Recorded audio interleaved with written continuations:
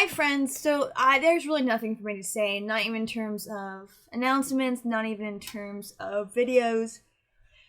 Schedules continue along as is, things are still puttering along just fine. I think by now I'm about halfway through my semester. It's been an interesting mix of, of things being due kind of around the same time, trying to again get better at just planning. Oh, my phone's telling me to go to bed. Planning my week out and just learning to do that when I have a very unpredictable schedule each week. Outside of my classes, of course. Other than that, there's nothing else to say. If you're watching on YouTube, there's a countdown timer you can follow along if you'd like to. You can't miss it. No sound, partial image. It, for the most part, 99% of the time, it keeps the copyright monsters at bay. And hopefully we'll continue to do that. So without further ado, let's dive in.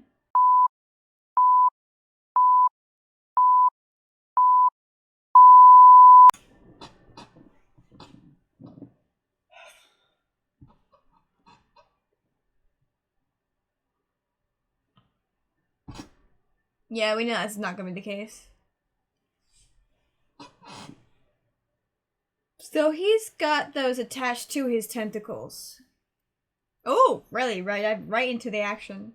So I said his last reaction, and I'll reiterate it, that this is very different than the first two intros, which were very fun and boppy and yeah, sensei, and yeah, everybody. I'm really enjoying getting their names. I will never get all their names before the end. Oh, Terusaka. I think I said Takashima. Terusaka. But I am loving the fact that, by the end of this season, last season, and by this season, we have confirmed that the class has become very much a unit, which is nice. I'm really angled weird.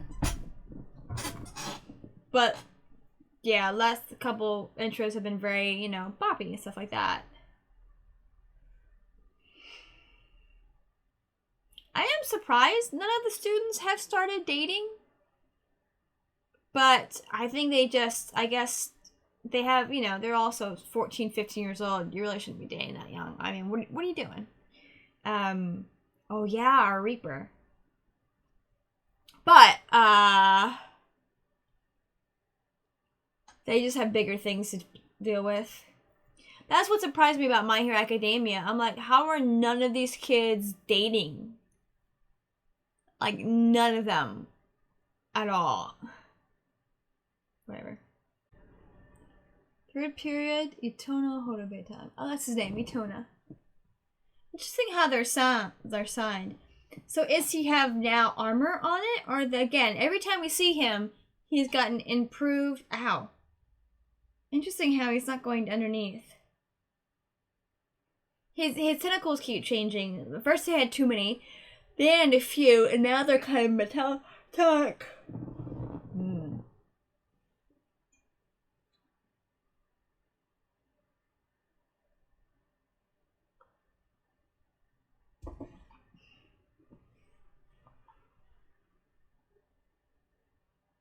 He does. He piggybacks on other people's.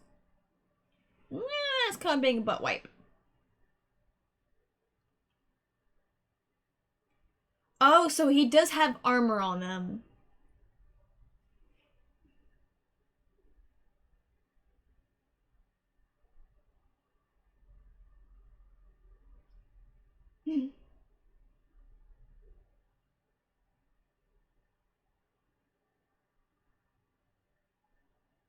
Oh, I had him by the pinnacle.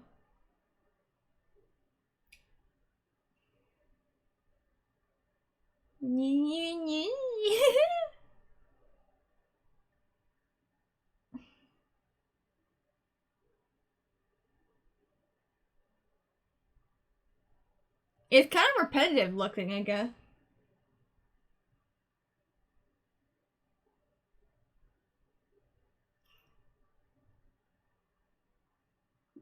Which we have now reached.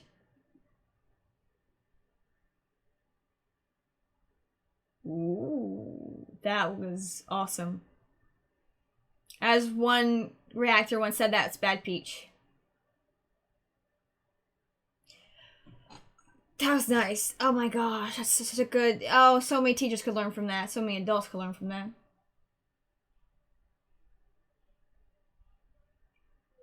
Interesting. Oh, he learned a new trick.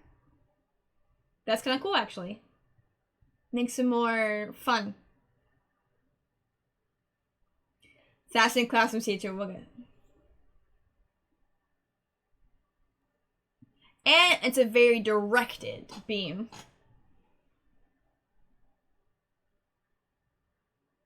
It's not enough. His tentacles always have a kind of weird look to them, but they also are coming out of his head, which is worrisome.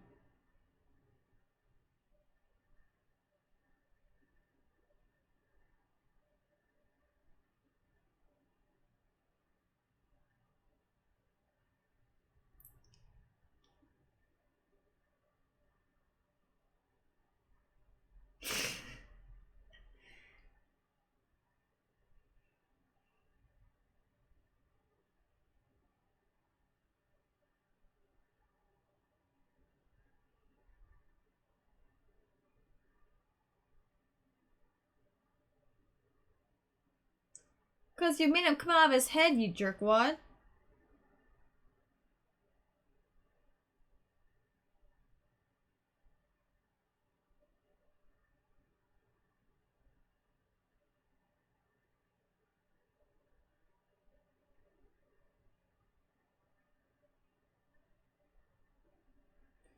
Yeah, he's just an unfeeling jerk.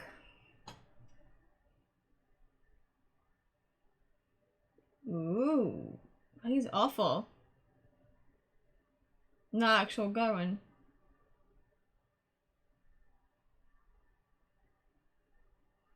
Yeah, but we've seen the opposite, though. The one who was breaking and causing serious problems is that guy. I kind of want Shuri to be unmasked. There's so much. There's more to him.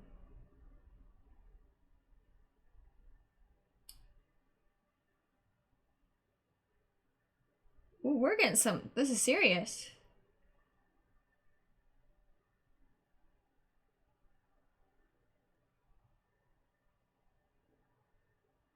Ooh, he a little drained.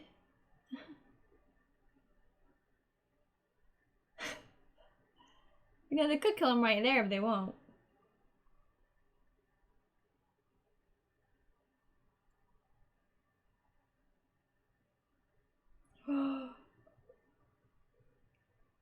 Oh, see, that's what he's going through.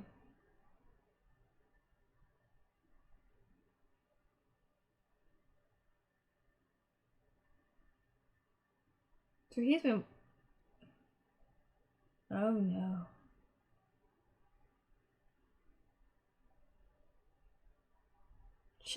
Interesting. Cell phone shops. That I think more like gives us an inkling into. Oh, he moves fast. Maybe to where the secret base is.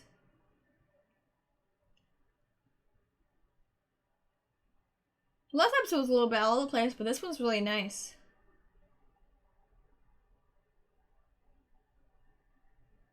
Mm.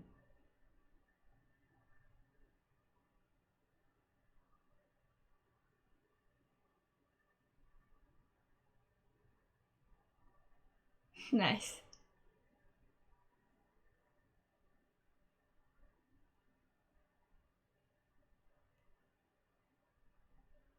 Nice.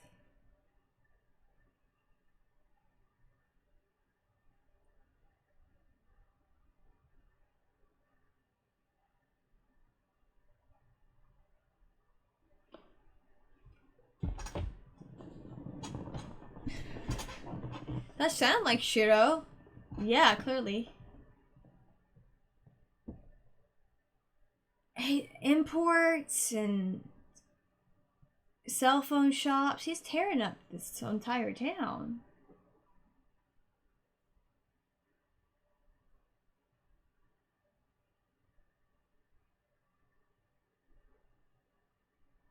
Even his tentacles look sickly and sad.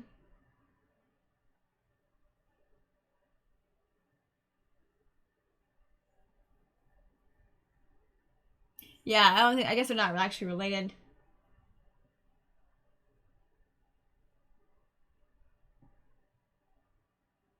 What is he doing? So, I guess it kind of iterates how casual and relaxed they are.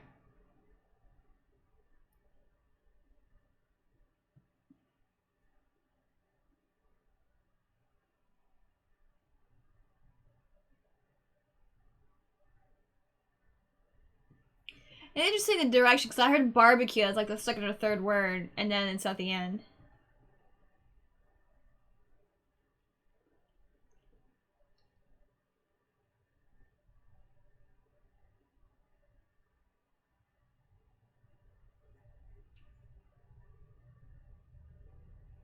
Ooh, that's unfortunate.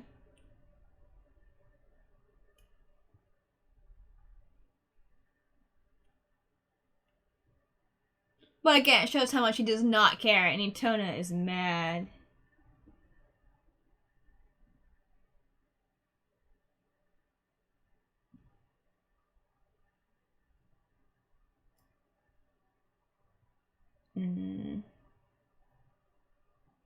Again, it shows just Shooter does not care. Look for that kid.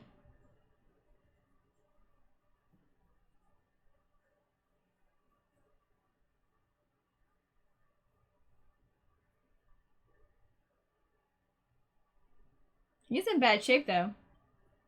But he's determined.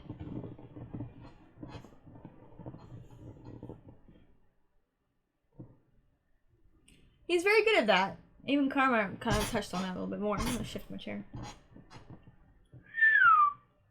Karma. Okay, this episode is cool. I really, really like this. So last episode kind of started on a funny, fluffy note, kind of like the way the first episode kind of ended, with the exception of Lord Rose's death, which we still haven't talked about. And then we moved on to something a bit more serious kind of serious, and then really serious in the second half. But we're starting off super serious this episode, and we're continuing to be serious the entire episode, trying to save Itona. It's trying to stop Shiro. It's it's a fascinating thing. I kind of like it. I also I realize that why Karma pulled in.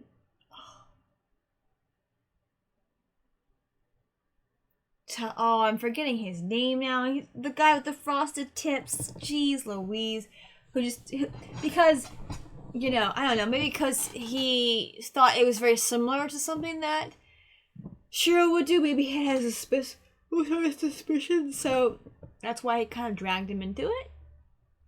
But I understand why him and Nagisa and Keita are there, and then the other girl's there because she's just excited. But the other guy, Karma pulled him in for certain reasons, and I guess now we're kind of seeing why.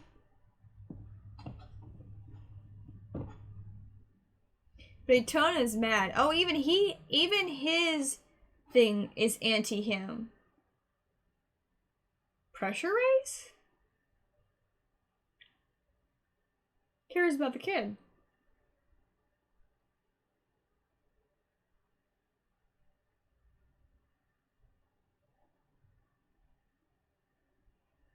Because he's caring about their safety.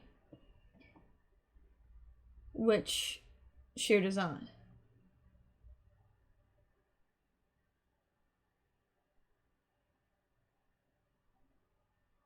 So he was just a kid on the street.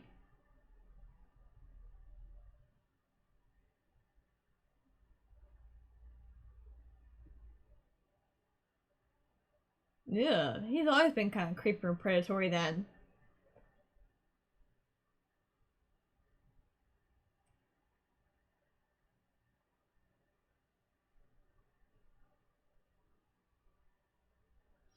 He just saw a kid in the street willing to survive and went, I'll take him.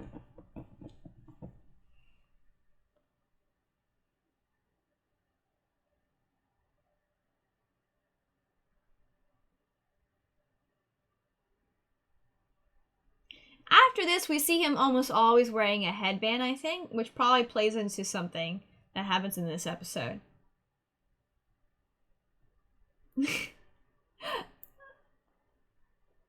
Oh, the blonde guy. Oh, the other students. They pull the other students in.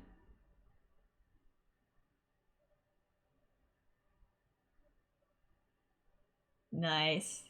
Oh, he doesn't have tips. He has like Terasaka, Terasaka, Terasaka.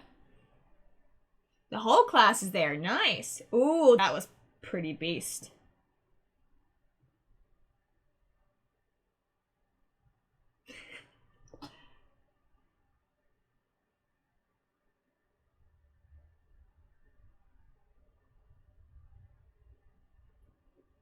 Oh, they're totally into her.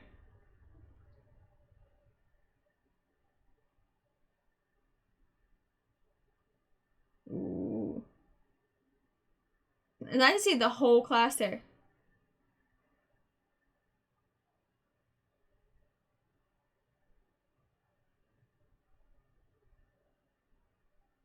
What you found? Yeah, it tends to be the case. It's hard to predict a large group like that.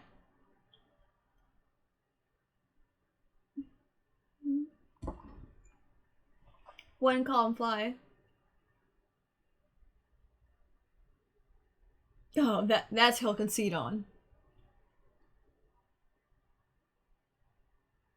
I like in animes, and we see this a little. I saw some clips for Haikyuu, where if there's something in someone's way with like a net, they like kind of fade the net out so you can see their face. Same thing with in Your Line April, even though I'll blank on his name. He has thick glasses. Every time we saw his eyes, because we had so many side things, they would cut the glasses away.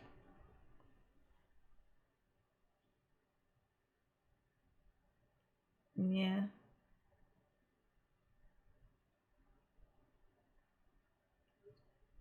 Hmm? Oh, she looked him up. Yeah, there was a clue. I was curious about that too. Oh, she's adorable.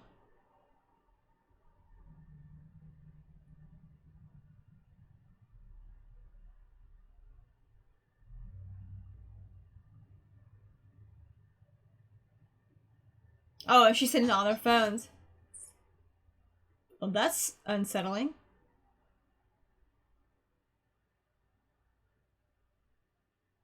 Not like that. Why is that man? Clean your ears at home, sir.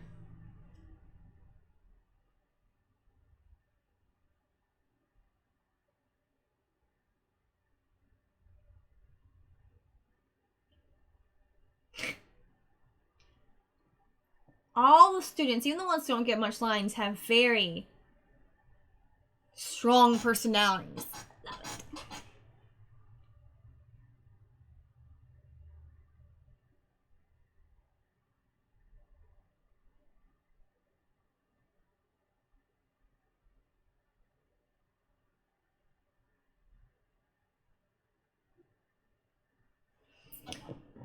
And people were probably bought out, and the company was probably forced to go under because to create a monopoly.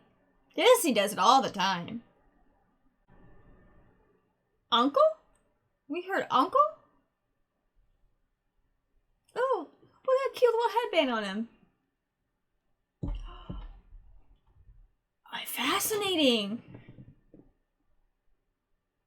From so it keeps his head in control. She's so strange, but I like her a lot.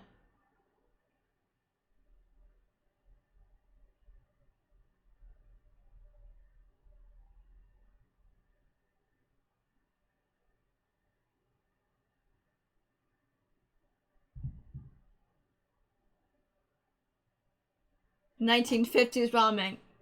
Apparently. Yeah.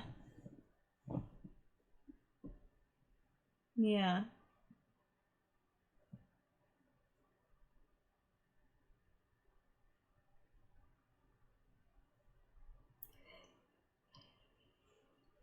Oh, the boys are. Well, no, that's just the boys. The girl was there too.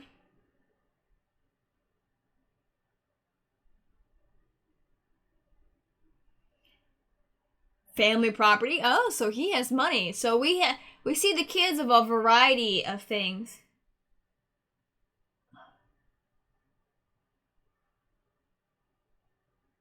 Oh my gosh, he cares. Terasaka cares. They are. Basically, yes.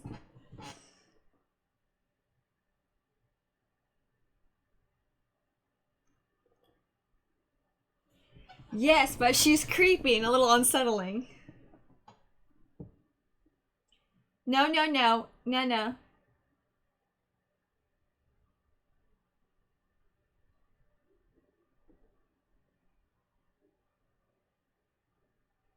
She's a queer gnome. I love her. The reason Count of Monte Cristo is so long because it was printed as a serial. Ooh.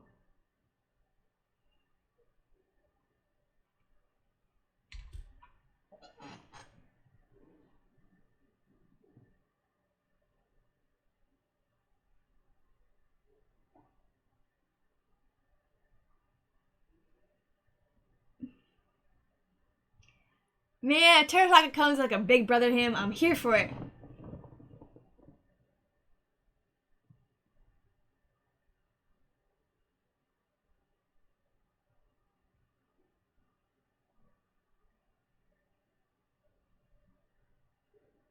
Ooh.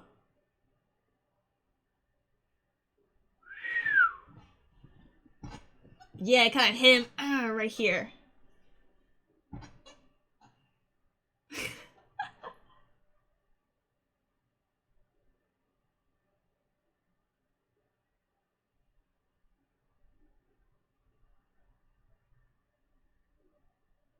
Cool. Someday.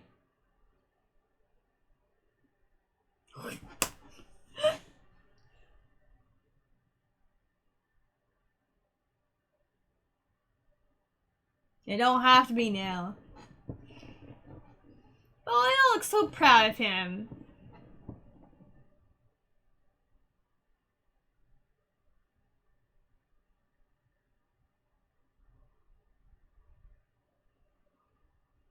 That disappears weird.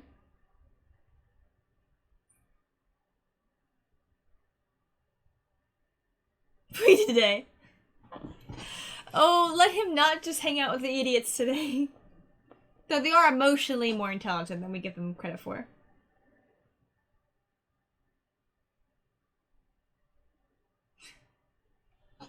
I guess so.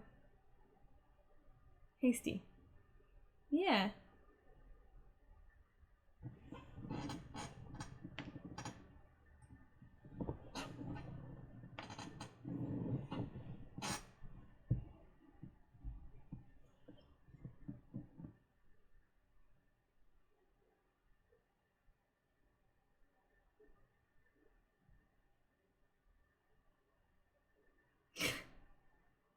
Yeah.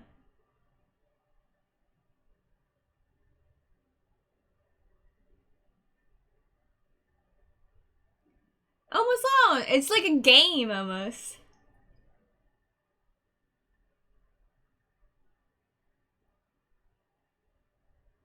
Look at Terasaka. Still wearing the bandana though. Problem child.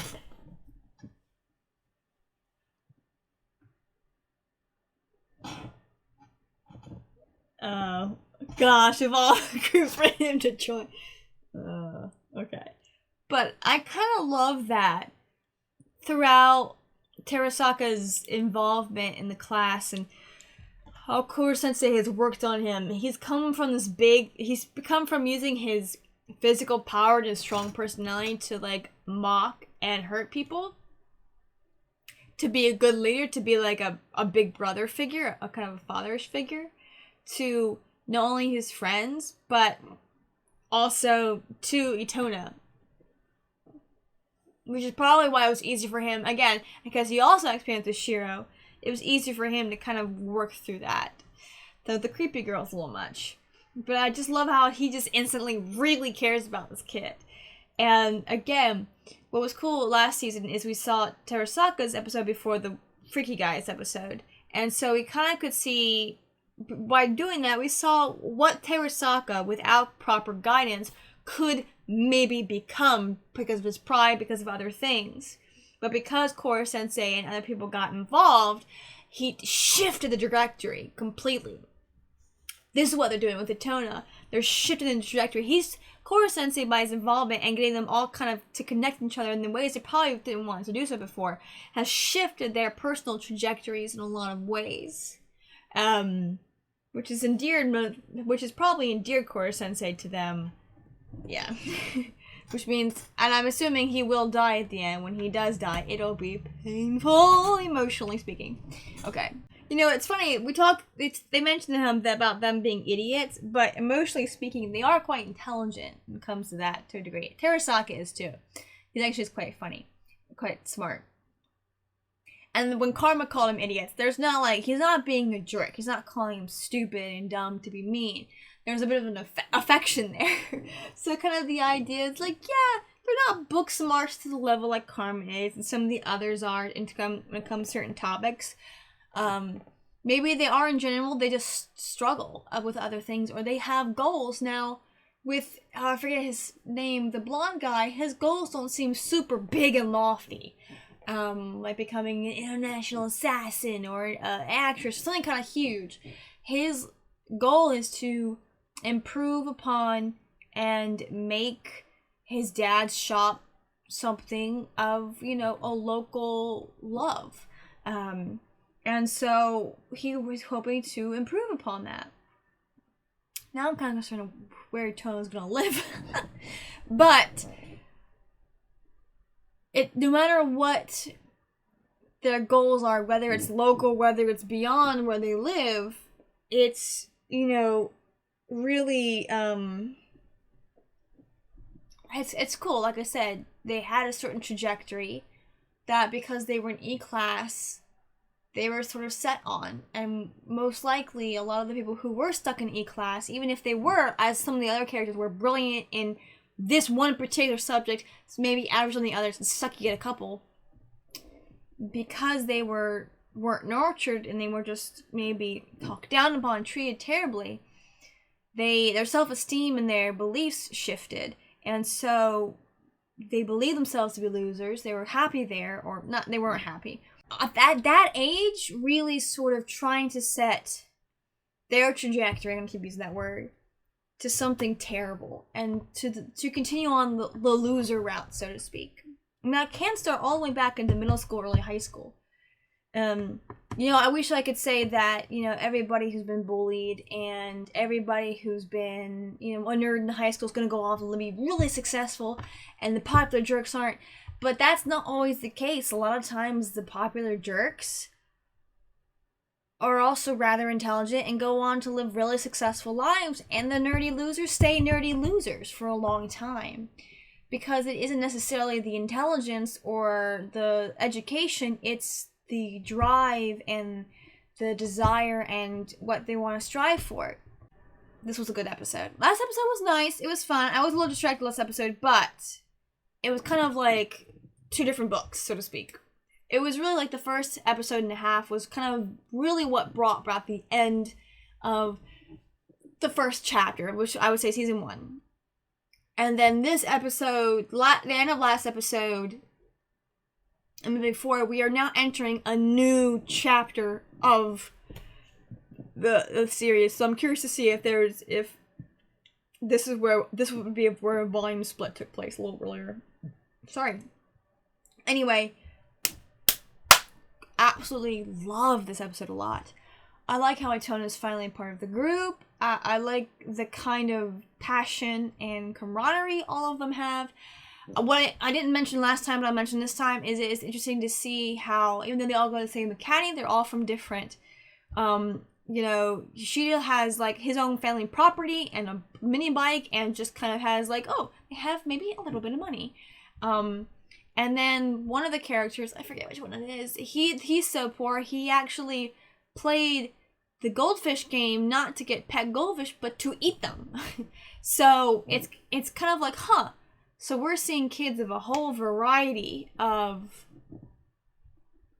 of economic situations. And that's true of that's true of any school, really. You're going to have kids who live in trailers, and you're going to have kids who live in the $6-figure houses with the golf course in the neighborhood. So, but they're all going to the same frippin' school, getting the same frippin' education. Which kind of is a reminder, it's not where you come from economically, it's not your situation that dictates your future. Now, your environment, like the school and being the E-class, could affect your mindset. But that mindset, paired with other things as well, really can shift your dynamic. Can, to kind of quote The Knight's Tale, change your stars, so to speak.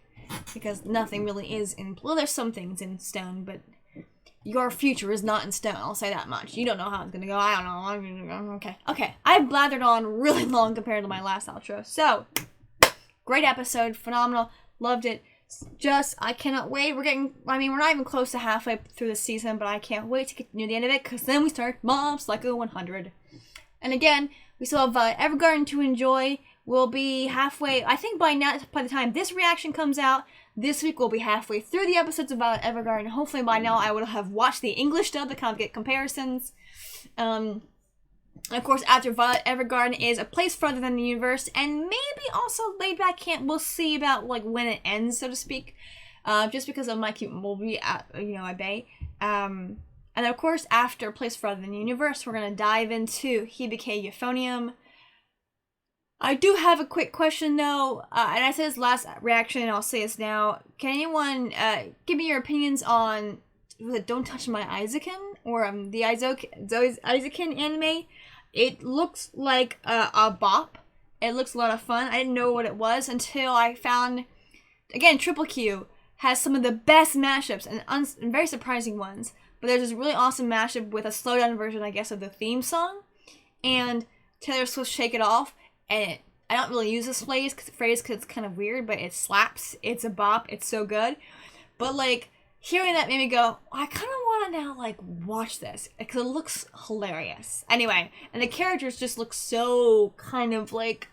Someone said it's like an anime version, female anime version of Ed and Eddie. And just from the few clips I've seen, I'm like, oh, yeah, kinda. Just let me know your opinions on it, because it looks like a lot of fun. I think I really am going to add that to my anime queue, but of course it'll be a little bit farther down the line. That's all I've got to say. Thank you so much for watching. Like, comment, subscribe, share with your friends, share with your enemies, and I'll see you next time.